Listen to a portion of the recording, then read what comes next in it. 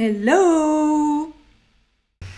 Bonjour, donc nous sommes aujourd'hui le 4 avril 2021, quatrième jour de mon challenge, et il se trouve qu'aujourd'hui, nous sommes également le dimanche de Pâques. Autrement dit, le sujet du jour est vite trouvé, je vais vous parler de chocolat. Déjà parce que c'est ma passion, mais également parce que j'ai appris qu'en France, nous mangeons 7 kg de chocolat par personne et par an. Alors moi j'ai fait mon rapide calcul, je suis au moins 4 fois cette quantité, donc du coup je remonte la moyenne.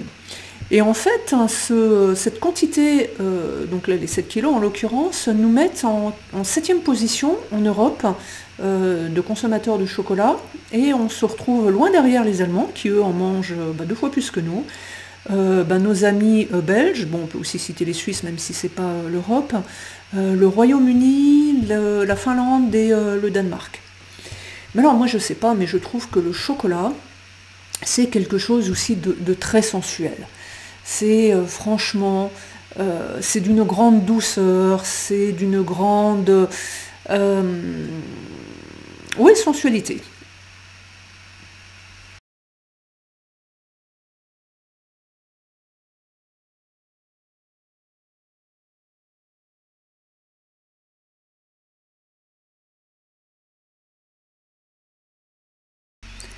Donc, moi, par rapport à cette consommation de chocolat, je ne veux pas dire depuis toujours, mais presque, je me suis cherché, mais alors, plein d'excuses pour justifier le fait d'en manger autant. Bon, j'ai biaisé les excuses, je vous le dirai après pourquoi et comment, mais bon. Toujours est-il que le chocolat, il est également, il a plein de propriétés, plein de vertus. Il est très riche en antioxydants. Et les antioxydants, ce sont ceux qui luttent contre le vieillissement des cellules et contre l'inflammation. Donc moi je trouve que ça c'est déjà une excellente excuse.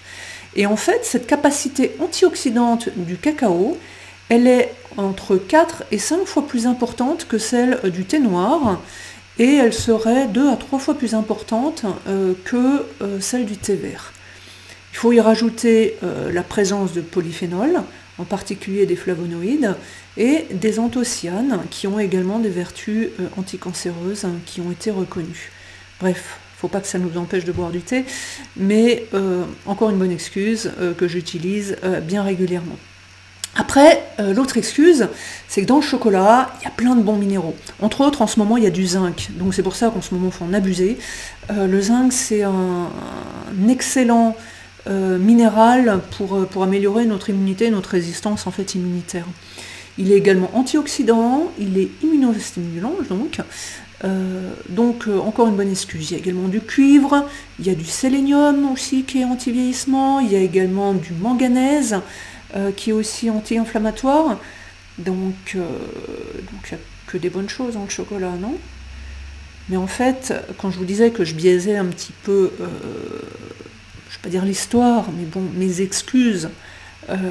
Il se trouve que tout ça, c'est valable seulement si votre chocolat il a plus de 70% de cacao. Et voilà, ce ne sont pas les chocolats que moi je mange. J'avais plutôt tendance à manger du chocolat au lait, du chocolat praliné, voire de temps à autre aussi du chocolat blanc, mais bref, ce ne sont pas des chocolats qui ont toutes ces propriétés, malheureusement, ce sont plus des chocolats qui vont nous diriger vers la crise de foie. Ouais. Mais en fait, la crise de foie, comment dire, c'est pareil, c'est quelque chose qu'on dit, ouais, le chocolat, c'est la victime idéale, mais pas du tout. En fait, pourquoi on parle de crise de foie? Mais tout simplement, c'est pour des gens comme moi qui vont manger du chocolat au lait, du chocolat bien gras, éventuellement des pâtes à tartiner, ce genre de choses. Et parce qu'en fait, ces crises de foie sont dues aux quantités de graisse qu'il y a dans le chocolat.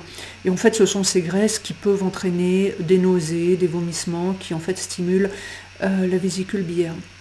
Donc, la crise de foie due au chocolat, c'est pas totalement vrai, parce qu'en fait, du coup, le chocolat, c'est même un protecteur du foie. Une fois encore, si on prend du chocolat, donc à forte teneur en cacao, grâce à ces antioxydants. Maintenant, il y a également le souci de la théotrombine, qui est également un élément qui peut être toxique pour les chats et les chiens. Mais la théotrombine, elle peut également, comment dire, être responsable des migraines. Entre autres parce que ça resserre les petits vaisseaux qu'on a dans le cerveau.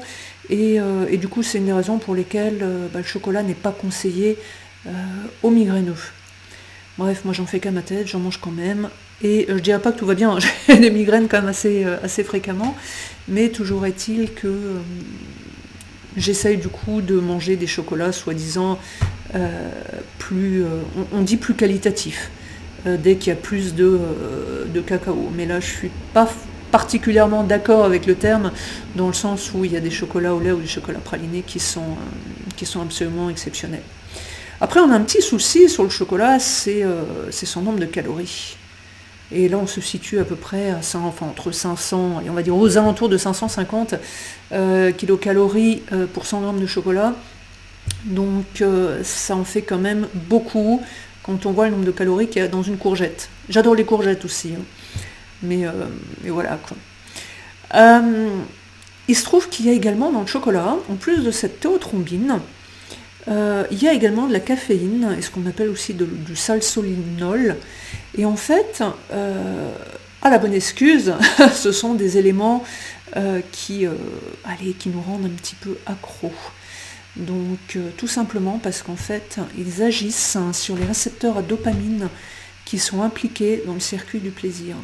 Donc là, on revient au fait que le chocolat, c'est quand même un aliment, si on peut dire ça comme ça, plutôt sensuel. Bref, tout ça pour dire que moi j'aurais tendance à dire sauver notre planète.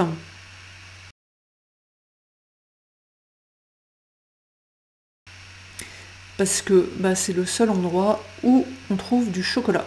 Parce que jusqu'à preuve du contraire, il n'y en a pas sur Mars. Mais bon, comme on devrait y aller bientôt, on va pouvoir vérifier ça. Voilà pour la petite vidéo du jour concernant le chocolat. Et il me reste à vous souhaiter une merveilleuse journée. Merci bien. Au revoir.